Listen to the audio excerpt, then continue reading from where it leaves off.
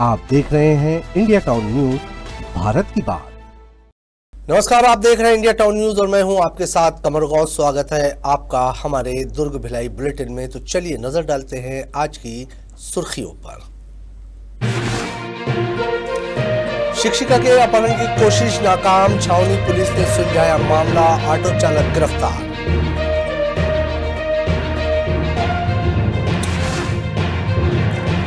भिलाई में बच्चों को कानून की शिक्षा, IUCAW के साथ कानूनी जागरूकता शिविर, बच्चों में नए कानून को लेकर दिखा उत्सव।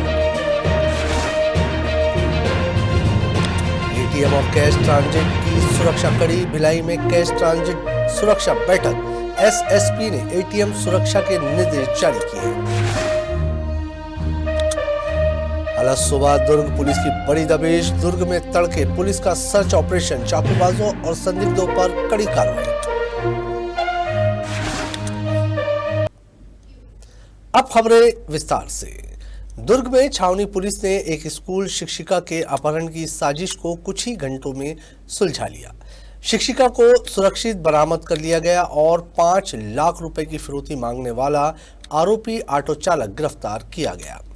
आपको बता दें कि पुलिस के अनुसार 28 नवंबर की सुबह शिक्षिका घर से स्कूल के लिए निकली थी। थोड़ी देर बाद शिक्षिका के पति के पास एक धमकी भरा फोन आया, जिसमें कहा गया है कि उसकी पत्नी को किडनैप कर लिया गया है और फिरौती के रूप में आरोपी ने 5 लाख रुपए मांगे।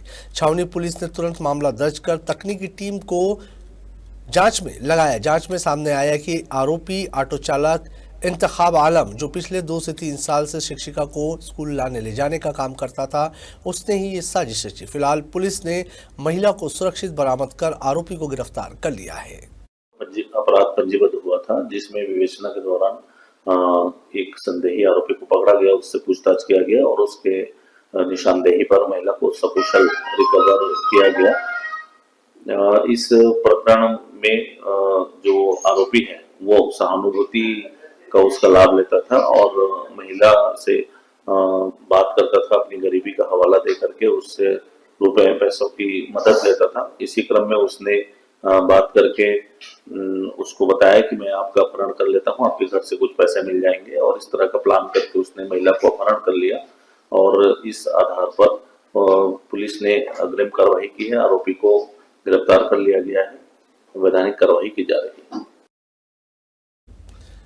दुर्ग पुलिस द्वारा बच्चों को नए आपराधिक कानूनों के बारे में जागरूकता करने के उद्देश्य से भिलाई सेक्टर 6 कंट्रोल रूम में एक दिवसीय विशेष शिविर आयोजित किया गया। इस दौरान स्कूली छात्रों को BNS की धारा, child helpline number, POCSO act, cyber fraud समेत कई महत्वपूर्ण विषयों पर जानकारी दी गई। IUCAW की ASP पद्मश्री तनवर ने छात्रों के विभिन्न सवालों का जवाब देते हुए उन्हें कानून और सुरक्षा के महत्व के बारे में समझाया। शिविर में उपस्थित बच्चों ने नवीन आपराधिक कानून को लेकर उत्साह और जिज्ञासा का प्रदर्शन किया। आपको बता दें कि IUCAW का मतलब महिलाओं के विरुद्ध अपराध जांच इकाई है। ये एक ऐसी पहल है जो महिलाओं और लड़कियों के खिलाफ अपराधों की जांच पर केंद्रित है, जिसमें लिंग आधारित हिंसा को विशेष महत्व दिया जाता है। इस इकाई का उद्देश्य महिलाओं के मामलों में आत्मविश्वास पैदा करना और उनके प्रति अपराधों की संवेदनशील जांच करना है। और हमारे बच्चों को यहाँ पे सेक्टर 6 लेके आए, बच्चों को क्राइम के बारे में नॉलेज देने के लिए।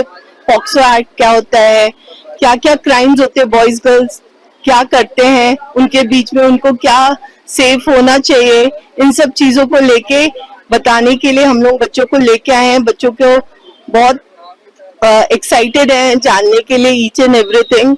सो बच्चे बहुत इंजॉय कर रहे हैं। कंट्रोल रूम देखने गए, मैडम और सर ने काफी अच्छे से एक्सप्लेन किया है। Thank you ma'am. Good name please. हाँ, आज दुर्ग जिला पुलिस के द्वारा नवीन आपराधिक कानून जो हैं उनके संबंध में एक प्रदर्शनी रखी गई है और इसका शुभारंभ प्रधान जेला न्यायाधीश श्री के विनोद कुजूर सर के मुख्य आतिथ्य में किया गया।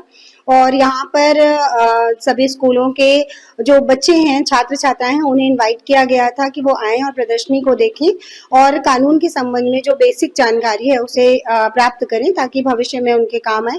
और इसी तारतम्य में जो बच्चे हैं वो लगातार आ रहे हैं और उनको हम जो प्रदर्शनी के माध्यम से नए आपराधिक कानूनों की जानकारी दे रहे हैं। दुर्ग जिले में एटीएम और कैश ट्रांजिट वाहनों की सुरक्षा को लेकर एक अहम कदम उठाया गया।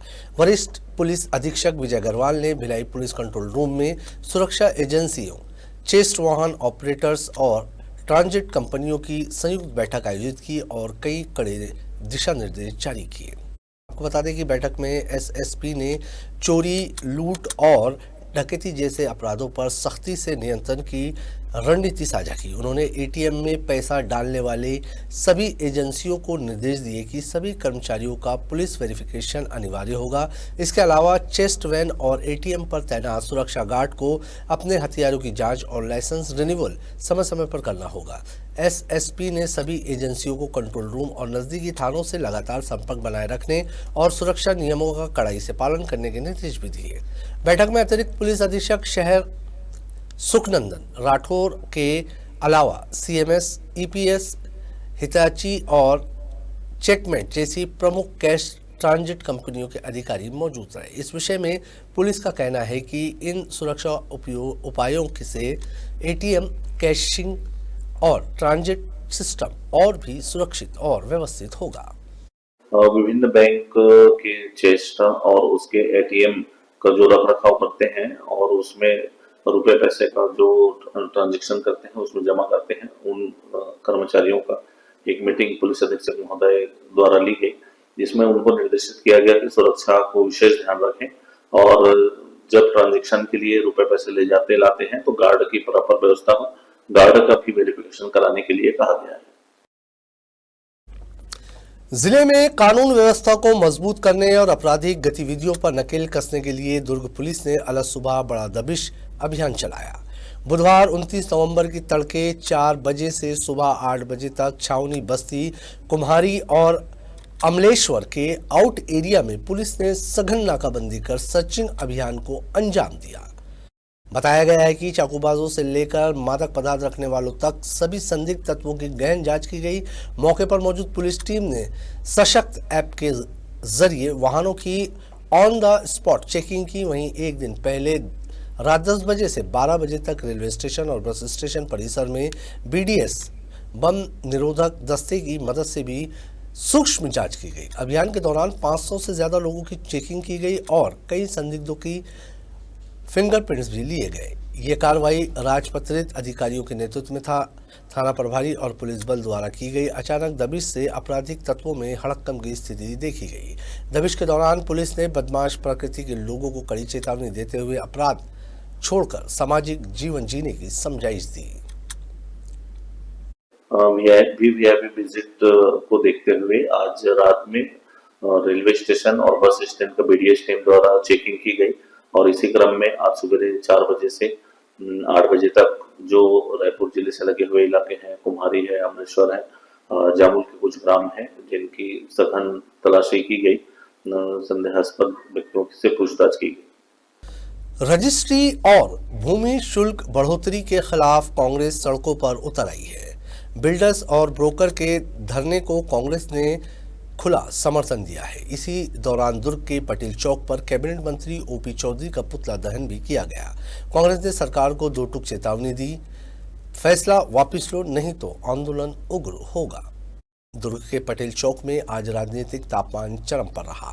रजिस्ट्री और भूमि शुल्क बढ़ोतरी को लेकर कांग्रेस ने मोर्चा खोलते हुए सड़कों पर उतरकर विरोध प्रदर्शन किया। कांग्रेस नेताओं का कहना है कि सरकार का ये फैसला जन विरोधी है। बढ़े हुए भूमि और रजिस्ट्री शुल्क से आम जनता पर आर्थिक बोझ बढ़ेगा, रियल एस्टेट कारोबार ठप पड़ जाएगा और बेरोजगारी और तेजी से बढ़ेगी। कांग्रेस का आरोप है कि सरकार बिना जनहित का ध्यान रखे लगातार बोझ बढ़ाने वाले फैसले ले रही है। प्रदर्शनकारियों ने साफ चेतावनी दी है कि अगर शुल्क बढ़ोतरी का निर्णय वापस नहीं हुआ तो विरोध और उग्र रूप ले सकता है। जब से भारतीय जनता पार्टी की ट्रिपल इंजन की सरकार बनी है, पूरे प्रदेश में हताशा का माहौल है। हर व्यक्ति को परेशान किया जा रहा है, चाहे किसान हो, चाहे मजदूर हो, चाहे जमीन से जुड़े लोग हो, चाहे बिजली बिल की वृद्धि को लेके हो, चाहे महंगाई को लेके हो। सभी तरीके से जनता को परेशान करने का काम भारतीय जनता पार्टी की ट्रिपल इंजन की सरकार के द्वारा किया जा रहा है। बिजली बिल में बेतहाशा वृद्धि हुई थी कांग्रेस पार्टी के विरोध के बाद। जो 400 यूनिट फ्री थी कांग्रेस के गवर्नमेंट के समय, अभी 200 यूनिट की गई है। लेकिन जब तक 400 यूनिट नहीं होगी तब तक कांग्रेस का संघर्ष जारी रहेगा। और उसी प्रकार से जिस प्रकार से स्टैंप ड्यूटी में बेतहाशा वृद्धि की गई है, जब पूर्व मुख्यमंत्री भूपेश बघेल जी की सरकार थी तब 30% की छूट स्टैंप ड्यूटी में दी गई थी। 5% तक की रजिस्ट्री की, 5 डेसिबल तक की रजिस्ट्री की जा रही थी। पहले तो इनको उन्होंने बंद किया, फिर स्टैंप ड्यूटी में और वृद्धि की। अमलेश्वर थाना पुलिस ने महादेव घाट इलाके में एक सुनसान घर से हुई बड़ी चोरी का महज 24 घंटे में खुलासा कर दिया है। चोरी में सोने चांदी के जेवर और नकदी मिलाकर करीब 80,000 रुपए की संपत्ति की गई। जानकारी के अनुसार पुलिस की पेट्रोलिंग के दौरान स्कूटी पर संदिग्ध स्थिति में घूम रहे 3 युवक अमित सोनकर, मोनू मांझी और राहुल सोनकर को रोका गया। पूछताछ में तीनों ने चोरी की वारदात कबूल कर ली। आरोपियों ने चोरी की सामग्री अमलेश्वरी के ही एक ज्वेलर शॉप में बेचने की योजना भी बताई। निशानदेही पर पुलिस ने पूरा मस्कुरा बरामद कर लिया है। इसके बाद तीनों आरोपियों को गिरफ्तार कर न्यायिक रिमांड पर भेज दिया गया है। अमलेश्वरी पुलिस की तेज और सटीक कार्रवाई अब हर तरफ चर्चा का विषय बनी हुई है। छत्तीसगढ़ के ज्यादातर जिलों के नवनियुक्त जिला अध्यक्षों ने पूर्व मुख्यमंत्री भूपेश बघेल से मुलाकात की। इस दौरान बघेल ने बिजली बिल, धान टोकन और बढ़ी हुई रजिस्ट्री दरों को लेकर भाजपा सरकार पर तीखा हमला बोला है। भूपेश बघेल ने कहा कि यही मुद्दे हैं जिनके कारण पिछले 2 साल में भाजपा के प्रदेश अध्यक्ष, उप मुख्यमंत्री और कांग्रेस मंत्रियों का लगातार घेराव हो रहा है।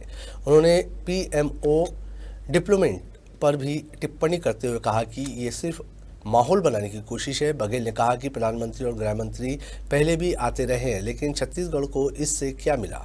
उनकी नज़र राज्य की जंगल, जमीन और खनिजों पर है, जिन्हें अपने मित्रों को देना चाहते हैं। इसके अलावा नक्सल क्लीन मूवमेंट को लेकर बघेल ने कहा कि उनकी सरकार ने भी 600 गांव खाली करवाए थे, लेकिन इसके साथ ही इंफ्रास्ट्रक्चर, स्वास्थ्य और शिक्षा को मजबूत किया गया।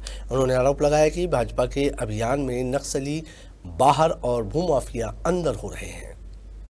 संगठन सृजन के तहत सारे जिलों में पर्यवेक्षक भेजे गए थे और कार्यकर्ताओं से रायशुमारी करके और नेताओं से भी उनसे रायशुमारी करके हाईकमान ने ये सूची जारी की है। सभी नवनियुक्त जिला अध्यक्षों को बहुत बहुत बधाई, शुभकामनाएं। बहुत प्रतिष्ठित थी, सब लोग इंतजार कर रहे थे इस दिन का, और सूची जारी हुई है और सभी अध्यक्षों को बहुत बहुत बधाई और शुभकामनाएं। क्या रणनीति रहेगी आगे से, अब जो नए जिला अध्यक्ष हैं? नए जिला अध्यक्ष बने हैं, बिल्कुल अब नए उत्साह के साथ आम जनता के हित में, और ये जो फांसीवादी सरकार है उसके खिलाफ निर्णायक लड़ाई लड़ी जाएगी। बिल्डर ब्रोकर दोनों परेशान हैं और आम जनता भी इससे काफ़ी, सब लोग परेशान हैं। कौन ऐसा वर्ग है, विद्युत उपभोक्ता चाहे घरेलू हो चाहे कृषक हो, सब परेशान हैं। अभी धान खरीदी चल रहा है, किसानों के एग्रो स्टेक में पंजीयन नहीं हो रहा है। आज के हमारे दुर्ग भिलाई के इस बुलेटिन में फिलहाल इतना ही। अब मुझे दीजिए इजाजत और आप देखते रहिए इंडिया टाउन न्यूज, भारत की बात। नमस्कार। आप देख रहे हैं इंडिया टाउन न्यूज, भारत की बात।